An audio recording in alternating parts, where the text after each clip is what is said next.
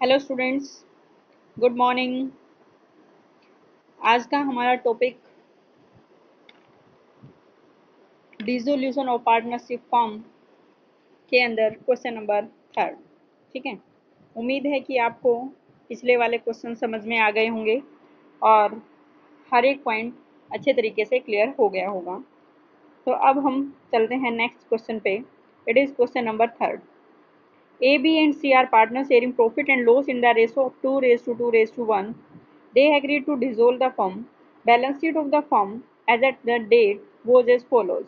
ABC partner हैं, उनका ratio 2:1 है। फर्म डिसोल्व करने का डिसीजन लिया गया। बैलेंस शीट देखते हैं हमारे पास। डिस्ट्रीब्यूटेबल आइटम्स कौन कौन से हैं? हमारे पास क्रेडिट साइड में कोई आइटम डिस्ट्रीब्यूटेबल नहीं है और असेट साइड में है प्रॉफिट एंड लॉस। यही है ना? ठीक है, यस। तो एसेट साइड में है हमारे पास profit and loss account distributable item. इसको हम ट्रांसफ़र कर देंगे कहाँ? डायरेक्ट कैपिटल अकाउंट में। ठीक है, तो सबसे पहले हम बेटा जी क्या बनाएंगे? रियलाइजेशन अकाउंट बनाएंगे। साथ में पार्टनर ने अगर किसी ने लोन दे रखा है तो उसका अकाउंट बनाएंगे, फिर कैपिटल अकाउंट बनाएंगे और लास्ट में कैश और बैंक। ठीक है, अब हमें ध्यान देना है बेटा जी कि वो लोन है वो पार्टनर्स का अपना लोन होना चाहिए। ए, बी और सी के नेम पे होना चाहिए। उसके किसी सन, वाइफ या रिलेटिव्स का ने अगर लोन दे रखा है, ठीक है, तो वो थर्ड पार्टी लोन माना जाएगा। समझ आई बात? यहाँ पे क्वेश्चन में बीज वाइफ लोन, बी की वाइफ ने लोन दे रखा है। यहाँ अगर ओनली होता बी लोन, ठीक है, कि बी का लोन है, तो हम बीज लोन अकाउंट बनाते और उसको पेमेंट करते। परंतु अब यहाँ पर बीज वाइफ लोन है कि बी की वाइफ ने लोन दे रखा है, तो इसका मतलब क्या हुआ? ये आउटसाइडर लाइबिलिटी हो गई और इसका पेमेंट हम सबसे पहले करेंगे। समझ आई बात? तो सबसे पहले हम क्या करेंगे? रियलाइजेशन अकाउंट में असेट्स को ट्रांसफ़र करेंगे। Debtor, stock, furniture, fix assets, ठीक है, और उसके बाद ये हमारे प्रीपेड एक्सपेंसेस, ये सारे कहाँ चले जाएंगे? रियलाइजेशन अकाउंट बनाओगे आप, रियलाइजेशन अकाउंट में डेबिट साइड में चले जाएंगे। देखो, साथ साथ में आप रियलाइजेशन अकाउंट देखते रहेंगे। तो debtor, stock, furniture, fix assets, prepaid expenses debit side में। ठीक है, फिर उसके बाद क्या होगा? लाइबिलिटी साइड में क्या जाएगा? बैंक ओवरड्राफ्ट है, तो बैंक ओवरड्राफ्ट बेटा जी जब हम बैंक अकाउंट बनाएंगे, बैंक अकाउंट वैसे डेबिट बैलेंस होता है, टू बैलेंस बीडी लिखते हैं, बट अब यहाँ पर बैंक ओवरड्राफ्ट है तो इसका मतलब नेगेटिव बैलेंस है। तो हम जब बैंक अकाउंट बनाएंगे तो क्रेडिट साइड में लिखेंगे बाय बैंक, ना बाय बैलेंस बीडी। देखो, बैंक अकाउंट बना रखा है तो क्रेडिट साइड में बाय बैलेंस बीडी लिखेंगे। क्यों? क्योंकि बैंक ओवरड्राफ्ट है, नेगेटिव बैलेंस है, ठीक है, इसलिए क्रेडिट बैलेंस है तो क्रेडिट साइड में दिखेंगे। उसके बाद रियलाइजेशन अकाउंट में चले जाएंगे। हमारे पास क्रेडिटर्स, बीज, बीपी एंड बीज वाइफ लोन। ठीक है, उसके बाद जो कैपिटल बैलेंसेज हैं ये कैपिटल अकाउंट में चले जाएंगे। क्योंकि क्रेडिट बैलेंस होता है कैपिटल का तो क्रेडिट साइड में चले जाएंगे बाय बैलेंस बीडी करके 70,000 ए और बी के अकाउंट में। और जबकि सी का बैलेंस क्या है? असेट साइड में है। सी का बैलेंस असेट साइड में है, देखो 8,000, तो इसका मतलब नेगेटिव बैलेंस है इसका, तो उसको हम डेबिट साइड में दिखा देंगे।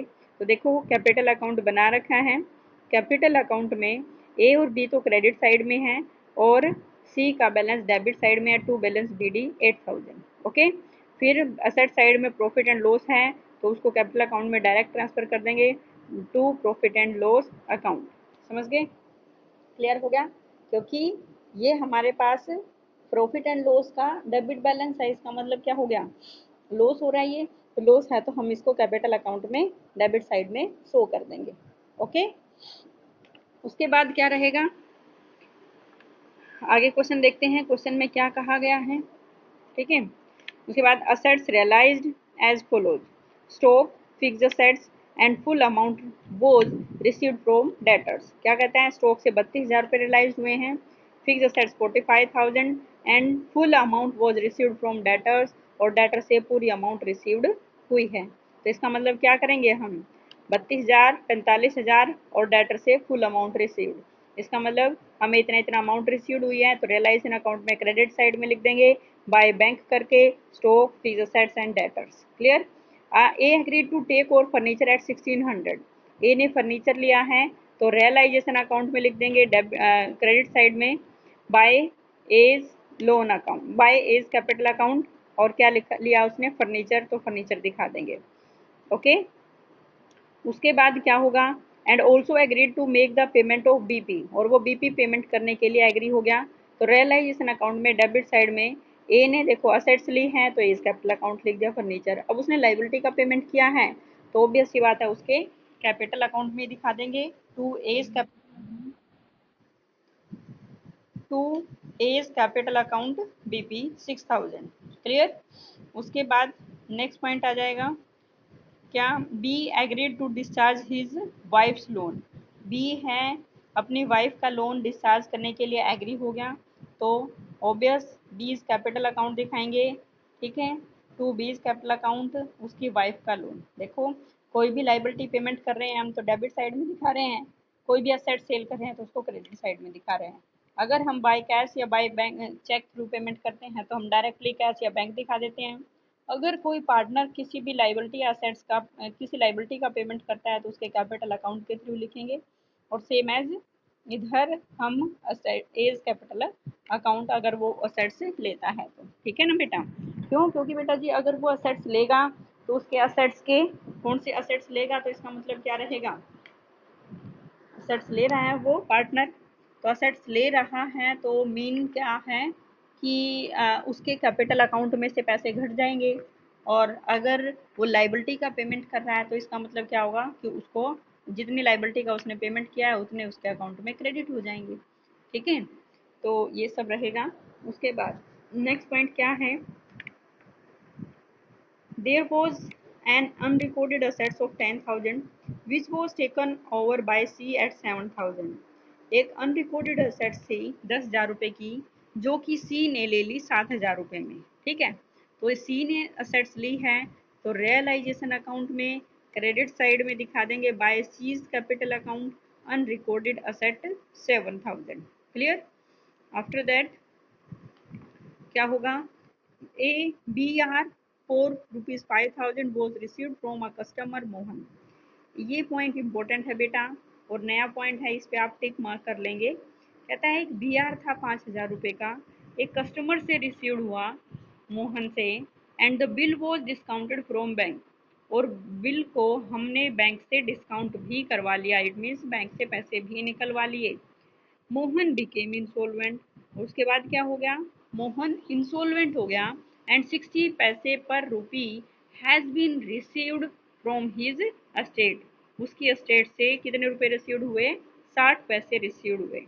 ठीक है, तो इसका मतलब क्या करेंगे हम कि सबसे पहले तो बेटा जी इसको हम टू टाइप से एंट्री कर सकते हैं कि जैसे एक बी आर था 5,000 रुपये का और बिल डिस्काउंट करा दिया, तो एक तरह से हम एक बार तो ऐसे लिख सकते हैं कि हम इसको कैश के थ्रू एंट्री कर लेते हैं, by bank by credit side में कर देंगे। ठीक है, बाय बैंक करके कि हमें 5,000 रुपये रियलाइज हुए हैं, मतलब रिसीव्ड हो गए। फिर उसके बाद उन्होंने कहा कि वो इंसॉल्वेंट हो गया और उसके सेट से सिर्फ हमें पाँच कितना 60 पैसे रुपये रिसीव्ड हुए। तो हम यहाँ पे क्या लिखेंगे, मोहन द्वारा प्राप्त बिल के लिए प्रविष्टियाँ देखिएगा वर्किंग नोट नंबर 4 में, तो कितने रुपए, 3,000 रुपये रियलाइज हुए हैं, तो हम यहाँ लिखेंगे by bank recovery from B R dishonoured. Clear. और उसके बाद फिर क्या करेंगे, एक बार हमने उसके जो हमें पैसे निकलवा लिए थे उसके पैसे वापस करने हैं, तो 2,000 रुपये का जो लॉस होगा। ठीक है, तो इसका मतलब रियलाइजेशन अकाउंट डेबिट साइड में to bank payment for bill discounted 5,000। ठीक है, देखो बेटा यहाँ पे हम दो टाइप से एंट्री कर सकते हैं, या तो हम डायरेक्ट जो हमें 2,000 रुपये का लॉस हुआ उसकी एंट्री दिखा दो, या फिर क्या रहेगा कि 3,000 रुपये क्या है, एक बार हमें उसके बिल से सिर्फ 3,000 रुपये रिसीव्ड हुए हैं तो रिसीव्ड होने की एंट्री कर देंगे 3,000 रुपये की। और दूसरी साइड जो हमने 5,000 रुपये से एंट्री की थी कि मोहन से बिल रिसीव्ड हो गया है, मतलब बी आर रिसीव्ड हुआ और हमने उसको डिस्काउंट भी करा लिया है, तो अब हमने उसके पैसे वापस करने पड़ेंगे, तो ये वापस करने की एंट्री डेबिट साइड में कर देंगे हम। ठीक है, आफ्टर दैट क्या रहेगा, creditors were paid at a discount of ₹1500। Creditors हैं, उनको 1500 रुपये डिस्काउंट पे पेमेंट करना है। अब टोटल क्रेडिटर्स हमारे कितने थे, क्रेडिटर्स थे 30,000, उसमें से 1500 रुपये डिस्काउंट घटा करके बाकी पेमेंट कर देंगे। ठीक है, तो डेबिट साइड में लिख देंगे टू बैंक क्रेडिटर्स का 28,500 रुपये। ठीक है, आफ्टर दैट क्या रहेगा, डीपी हो गया 6,000 रुपये, डी की वाइफ का लोन का पेमेंट हो गया था, डीपी की पेमेंट हो गई, क्रेडिटर्स। हमेशा ध्यान रखना इस चीज़ का कि अगर कोई भी लाइबिलिटी के बारे में अगर कुछ भी ना कहा गया हो तो इसका मतलब क्या रहेगा कि वो हमने पेमेंट करनी पड़ेगी। समझ आई बात? ये नहीं होगा कि किसी लाइबिलिटी के बारे में क्वेश्चन में कुछ नहीं कह रखा है तो उसका पेमेंट नहीं होगा। नो, इट मीन्स क्या है कि अगर किसी लाइबिलिटी के बारे में कुछ कह रखा है तो उसके अकॉर्डिंग पेमेंट करो, अगर नहीं कुछ भी कहा तो इट मीन्स फुल पेमेंट की जाएगी। क्यों? क्योंकि जिस टाइम हमारी असेट्स डिजोल्व हो रही हो, हमारी फर्म है डिजोल्व हो रही है, तो हमें ऑल लाइबिलिटीज़ का पेमेंट करना पड़ेगा। ठीक है, क्लियर? तो इस टाइप से हम रियलाइजेशन अकाउंट बनाएंगे, और रियलाइजेशन अकाउंट बनाने के बाद फिर हमने देखा कि हमारे पास यहाँ पे लॉस हो गया क्योंकि इनकम कम है, एक्सपेंसेस ज़्यादा हैं, लॉस हुआ, फिर उसको कैपिटल अकाउंट में ट्रांसफ़र कर देंगे, फिर कैपिटल का बैलेंसेस निकाल देंगे और फाइनल पेमेंट कर देंगे। आफ्टर दैट बैंक अकाउंट बनाएंगे। ठीक है, और लास्ट में दोनों का टोटल मैच हो जाना चाहिए। हाँ जी, नेक्स्ट क्वेश्चन पे चलते हैं। A B C are partners sharing profits in the ratio of 3:1:1. On 31st March 2013, they decided to dissolve their firm. At that date, their balance sheet was as under. क्या कहा उन्होंने कि ए B C partner हैं, उनका ratio 3:1 का है। 31 मार्च 2013 को उन्होंने डिसाइड किया फर्म को डिसॉल्व करने के लिए। उस डेट पे बैलेंस शीट इस प्रकार है। क्रेडिटर हैं, लोन है, capital account, bank cash debtors less provision for bad debts हैं। देखो बेटा, कैश यहाँ पर हमारे पास कैश भी है और बैंक भी है। ठीक है, इट मीन्स यहाँ पे हमारे पास दोनों बैलेंस हैं। अब क्वेश्चन अराइज होता है कि हम कौन सा अकाउंट बनाएंगे, कैश अकाउंट बनाएंगे या बैंक अकाउंट बनाएंगे। ठीक है, तो बेटा जी जब हमारे पास कैश भी और बैंक भी दोनों का बैलेंस दे रखा हो तो उस केस में हम बैंक अकाउंट बनाएंगे और कैश की जो अमाउंट है उसको बैंक में ट्रांसफर कर देंगे। समझ आई बात? ठीक है, तो देखो बैंक अकाउंट बना रहे हैं हम, डेबिट साइड में टू बैलेंस बी डी लिखेंगे 2200 रुपये। ठीक है, और फिर ये कैश के 1000 रुपी हैं, इनको भी डेबिट साइड में ही टू कैश करके बैंक की अमाउंट में लिख देंगे कि हमने बैंक में पैसे डिपॉजिट करा दिए। देखो बैंक अकाउंट बना रखा है, टू बैलेंस बी डी 2200 रुपये, to cash account, cash balance deposit to bank 1000 rupee. Clear? उसके बाद नेक्स्ट पॉइंट क्या रहेगा, फिर बाकी सभी एसेट्स को ट्रांसफर कर दो। डेटर्स डेबिट साइड में चले जाएंगे realisation account, provisions credit side में, स्टॉक डेबिट, फर्नीचर डेबिट और सन्ड्री एसेट्स डेबिट किसमें, रियलाइजेशन अकाउंट में। ठीक है, ऐसे लाइबिलिटीज को ट्रांसफर कर दो। अब क्रेडिटर्स 6000 हैं, क्रेडिट साइड में चले जाएंगे रियलाइजेशन अकाउंट में, loan 1500 realisation account credit side में चले जाएंगे। ठीक है, और कैपिटल अकाउंट में क्रेडिट साइड में। ठीक है, उसके बाद कहता है it is agreed that A is to take out furniture at ₹800 and debtors amounted to 20,000 at 70,200। क्या कहा कि ए है वो एग्री हो जाता है कि वो फर्नीचर लेगा 800 रुपये में। तो बेटा रियलाइजेशन अकाउंट में जब देखो अगर कोई पार्टनर कोई असेट्स लेगा, मैं आपको बार बार बता रही हूँ, अगर हम कैश के थ्रू सेल या पेमेंट कर रहे हैं तो हम कैश का नेम लिखेंगे। अगर कोई पार्टनर किसी असेट्स को ले रहा है तो उस पार्टनर के नेम से लिख देंगे और रियलाइजेशन अकाउंट क्रेडिट साइड में चला जाएगा। ठीक है, तो वाई एज कैपिटल अकाउंट हो जाएगा, उसने फर्नीचर 800 रुपये में लिया है और डेटर्स जो कि 20,000 रुपये वाले 17,200 में लिए हैं, तो हम 17,200 के ही दिखाएंगे। अब ये देखते हैं कि डेटर्स थे टोटल कितने। डेटर्स थे बेटा जी 24,200 रुपये। ठीक है, अब उसमें से 20,000 वाले जो डेटर हैं वो 17,200 रुपये में ले लिए।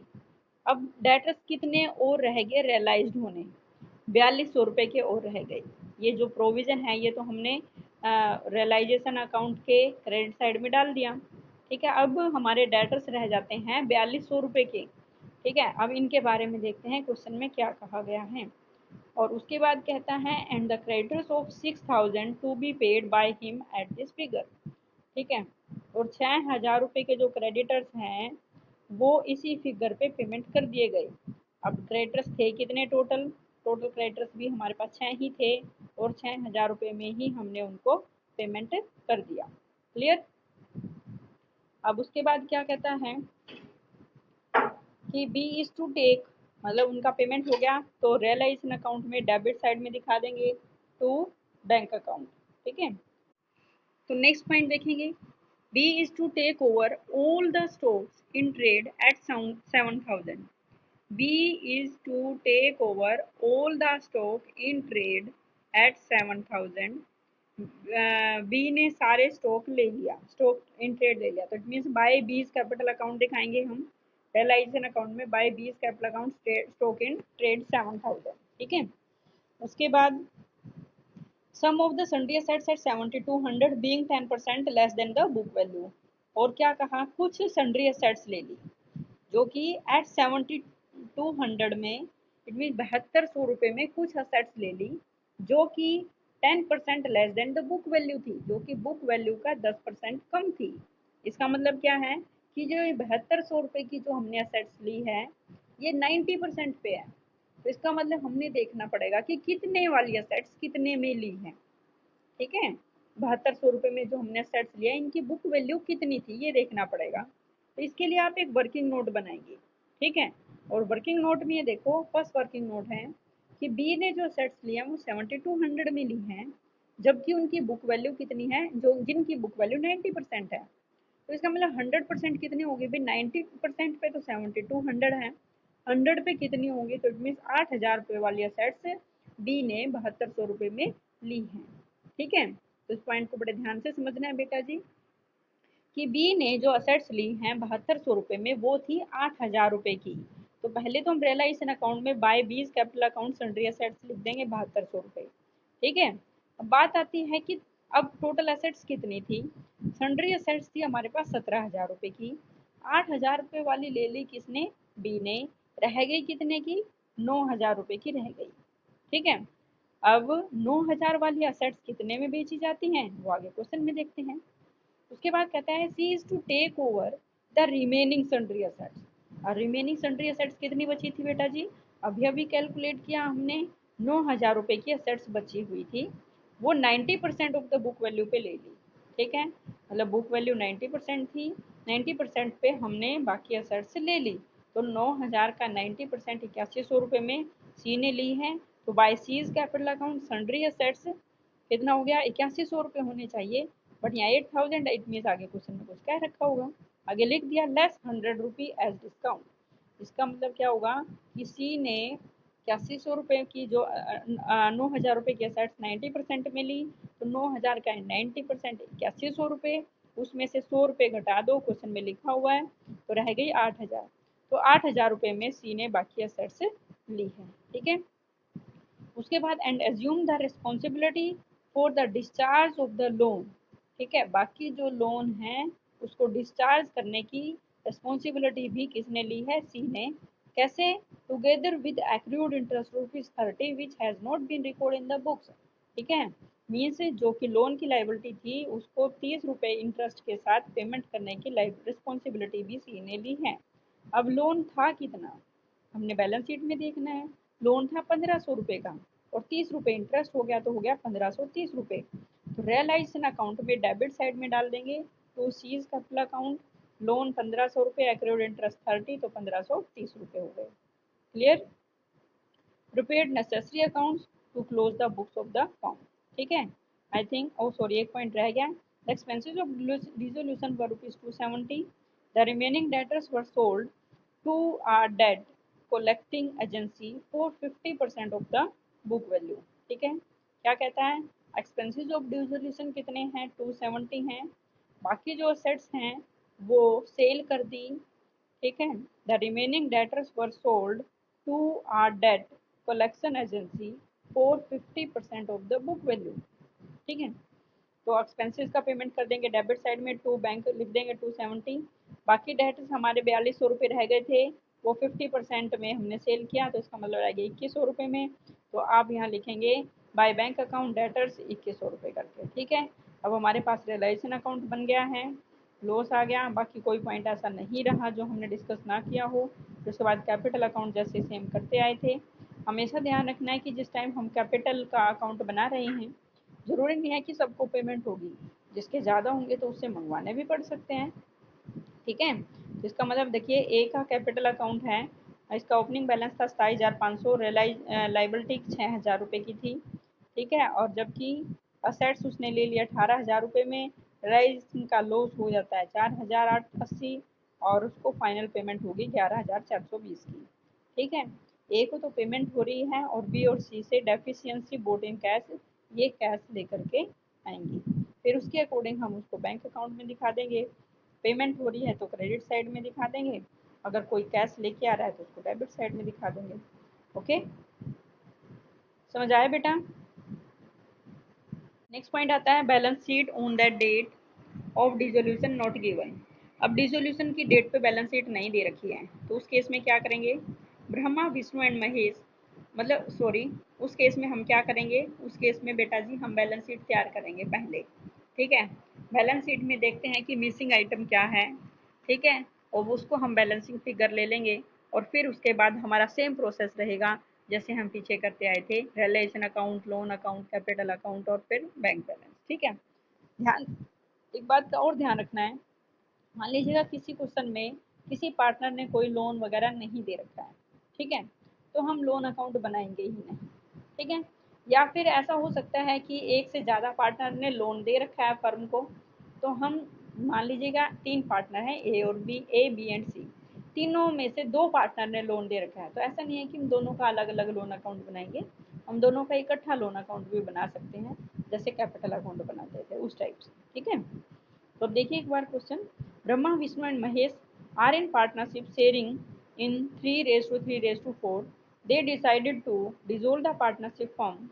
At the date of dissolution, their creditors amounting to 16,000, and in the course of dissolution, a contingent liability of service of charge 26,100 रुपये note boat into the account. देखो सबसे पहले तो कहा उन्होंने कि फर्म को डिसॉल्व करने का डिसीजन लिया। At the date of dissolution, dissolution की डेट पे उनके पास क्रेडिटर्स थे 16,000, तो आप बैलेंस शीट बनाएंगे तो बैलेंस शीट में दिखाएंगे क्रेडिटर्स 16,000। ठीक है, क्योंकि इन्होंने ये ना, इन्होंने बैलेंस शीट ना बना करके इन्होंने ऐसे ही लिख के दे दी सारी चीज़ें, तो बेटा जी हम क्या करेंगे? बैलेंस शीट बनाएंगे। ठीक है, और जैसे उन्होंने लिख दी हम उसको वैसे कर लेंगे। उसके बाद कहता है डिसोल्यूशन के दौरान, डिसोल्यूशन के दौरान है ये, ना कि at the date of dissolution. अगर at the date of dissolution कहता है तो बैलेंस शीट का आइटम है, अगर बैलेंस शीट का आइटम नहीं है, डिसोल्यूशन नहीं है, और ड्यूरिंग द डिसोल्यूशन कहता है, इट मीन्स वो रियलाइजेशन में जाएगा फिर। ठीक है, फिर इनका in the course of dissolution a contingent liability of 2650 not brought into the accounts matured and had to be met. ठीक है, वो मैच्योर हो गई और उसका पेमेंट करना पड़ा। इसका मतलब क्या होगा? ये 2650 रुपये हम रियलाइजेशन अकाउंट में डेबिट साइड में दिखा देंगे। Their capital stood at 12,000, 10,000, 8,000 respectively. उनकी जो कैपिटल है कितनी है? 12, 10 और 8,000 रुपये हैं। Vishnu had lent to the firm in addition to capital 14,000। ठीक है, फर्म को उसने लोन दे रखा है कैपिटल के अतिरिक्त 14,000 रुपये, तो ये भी हम बैलेंस शीट में दिखा देंगे। पहले तो हमने कैपिटल्स दिखा दी बैलेंस शीट में तीनों की, विष्णु का लोन दिखा दिया, और उसके बाद क्या कहता है? असेट्स रियलाइज्ड इतने रुपए में, अब इतने रुपए की असेट्स रियलाइज्ड होगी, तो ये रियलाइजेशन का अमाउंट है बेटा जी, ये बैलेंस शीट का अमाउंट नहीं है। तो इसका मतलब क्या है? कोई भी बिजनेस है विदाउट असेट तो चलेगा ही नहीं। अब हमने बैलेंस शीट बनाई, इसमें हमने देखा कि सारे ही फिगर्स हमारे लाइबिलिटी साइड के असेट साइड का कोई फिगर नहीं है, तो इसका मतलब क्या है कि जो भी बैलेंसिंग फिगर बनेगा उसको हम सन्ड्री असेट्स में दिखा देंगे। समझ आ गई बात? कई बार ऐसा होता है कि सन्ड्री असेट्स भी दे रखी हैं हमें, मतलब अलग अलग असेट्स दे दी, और फिर भी बैलेंसिंग फिगर असेट साइड का आ जाता है, तो डिफरेंस को हम क्या दिखाएंगे? प्रॉफिट एंड लॉस में शो कर देंगे। ठीक है, अगर असेट साइड का आइटम है कोई भी, असेट साइड का टोटल ज़्यादा है, लाइबिलिटी साइड का टोटल कम है, तो हम क्या क्या दिखाएंगे, या तो प्रॉफिट लॉस दिखाएंगे सबसे पहले, फिर अगर फिर प्रॉफिट लॉस भी दे रखा है तो फिर हम जनरल रिजर्व दिखा देंगे। ठीक है, ऐसे ही असेट साइड में सबसे पहला balancing figure profit and loss आएगा, अगर प्रॉफिट एंड लॉस भी दे रखा है तो फिर हमारा बैलेंसिंग फिगर गुडविल आ जाएगा। ठीक है, नमस्कार। फिर उसके बाद सेम प्रोसेस जैसे हम करते आए थे, रियलाइजेशन अकाउंट बनाएंगे टू सन्ड्री असेट्स। असेट्स हमारे पास बैलेंसिंग फिगर है, पहले असेट्स ट्रांसफ़र कर दो, फिर लाइबिलिटीज़ ट्रांसफ़र कर दो। ठीक है, फिर असेट्स जो कैश है वो पेमेंट हो जाएगी। ठीक है, और उसके बाद टू क्रेडिटर्स और कंटीजेंट लाइबिलिटी का पेमेंट क्वेश्चन में दे रखा है, उसके बाद कैपिटल का मतलब बैलेंसेस निकाल देंगे, फिर उसको कैपिटल में ट्रांसफ़र कर देंगे। ठीक है, आगे बिल्कुल सेम प्रोसेस जैसे हम करते आए हैं। ठीक है।